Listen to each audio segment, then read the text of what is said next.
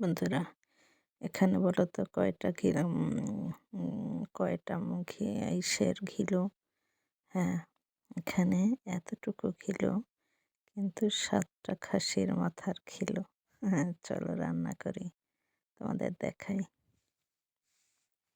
দেখো, এখানে কিন্তু 7টা খাসির মাথার ঘিলো রয়েছে। কি, ঘিলোর সংখ্যা এত কম? হ্যাঁ, ভালো জিনিস সবসময় কম থাকে। তো রান্না করব খুবই সিম্পলভাবে, কারণ ভালো জিনিসের কদর সব সময় কম হয়, তাই না? এত মশলা লাগে না। তো এই সামান্য একটু আদা রসুন বাটা, জিরা বাটা, একটু লবণ মরিচ, ব্যাস। এই তো, হালকা একটু তেলে মশলাটা ভেজে ঢেলে দিলাম।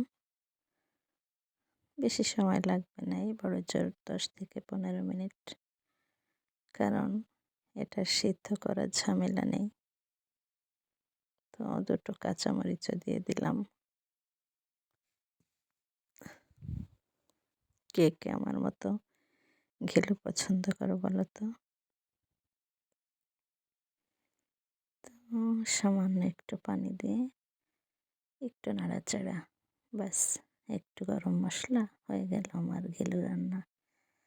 বন্ধুরা, এই ঘিলুর ভিতরেই যত বুদ্ধি লুকিয়ে আছে, যত বুদ্ধির ভাণ্ডার হচ্ছে এখানে।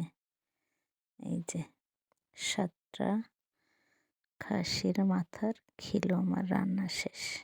কি কেমন লাগলো বলো তো?